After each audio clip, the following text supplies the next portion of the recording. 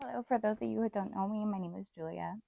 I talk about emotional healing, internal conflict resolution, and offer different perspectives on biblical verses and life in general. So, if that's something that you're into, if you have something that you're struggling with internally, I definitely suggest checking out my channel. And without further ado, we're going to get into the video. So, today's video, I labeled it "What's Love Got to Do with It?" I'm going to give you the flip side of personal experience of the underworld, of the person that changed my life.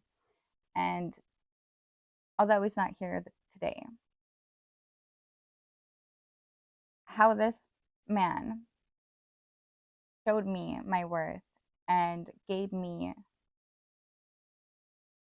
the perspective that I was lacking to know that I deserve more in life.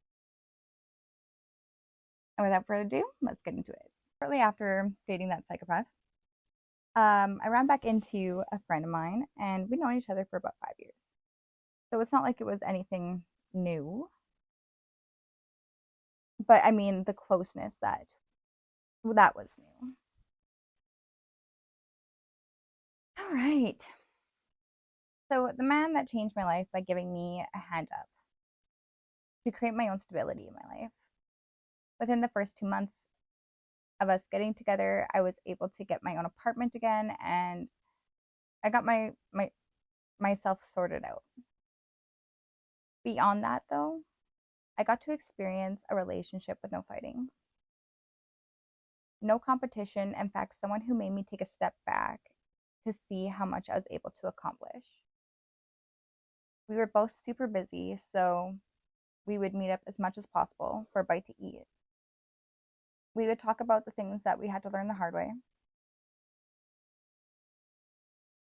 Moreover, we genuinely looked out for one another.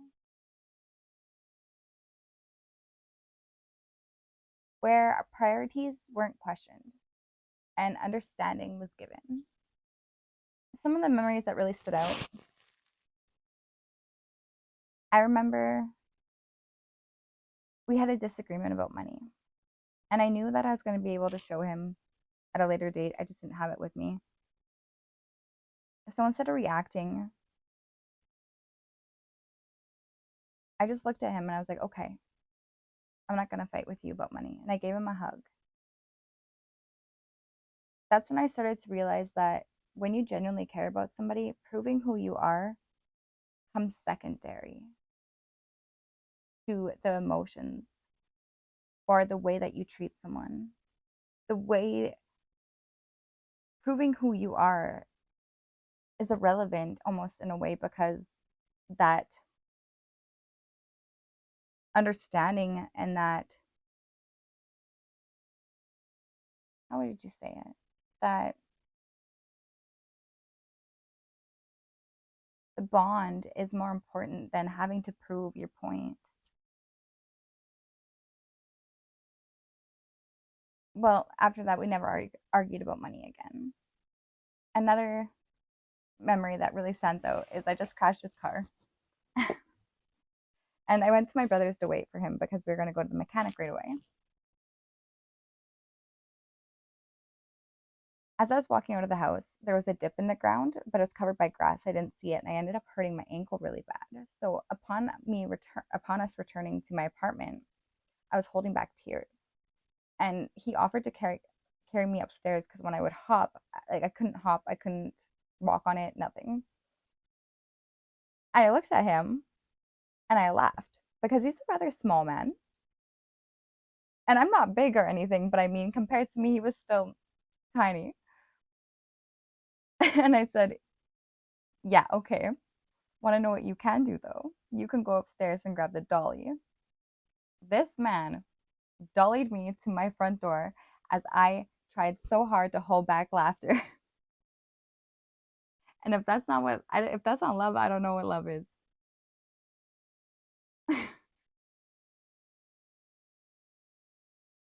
I introduced him to the 3-part series to the song Dick in a Box. My brother didn't have a mattress after his move, and he showed up with an air mattress for him. The man who never changed a tire a day in his life. Outside in the middle of winter, attempting to change his tire so he could come and check on me. The man who offered to pay off my fines that I respectfully declined because I didn't want him to own me. The man I laughed at for watching sappy love videos, and in return, he laughed at my inability to receive love.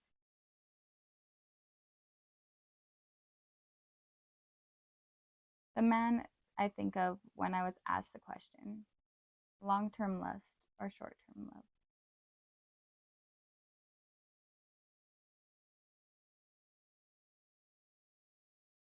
And then I started to question after he's gone. He's passed away. He passed away back in 2019. How do you know the value of something that you've never experienced?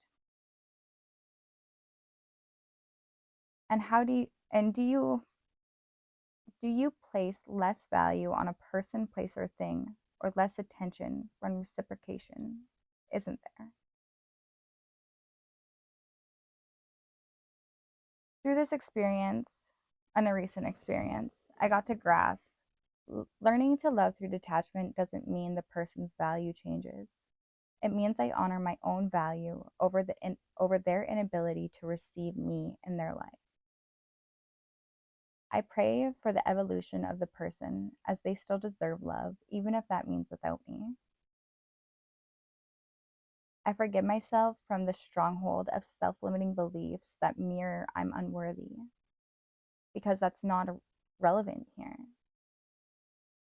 Feeling of unworthiness is a childhood trauma that we subconsciously seek on purpose people who haven't considered how to love themselves. This is justifying our thought processes, even though the situation and the experiences are unpleasurable. It's a lonely life. At one stage in my journey, the extent of my willingness to commit to this statement will forever be remembered as the greatest understatement upon grasping its true significance. I never fully pondered the repercussions of attaining what I once yearned for. Even as we pursue our idols, there exist boundaries we never thought about transgressing or even contemplating. This serves as a testament to our character. That's why cultivating a relationship with God is paramount. Prioritizing this connection with God enables us to navigate back if we stray from our path. Moreover, nurturing this bond with God safeguards us from corruption and actions deemed irredeemable. Our consciousness won't permit it. And I don't say this from a place of hope. I'm saying this from a place of experience, firsthand experience.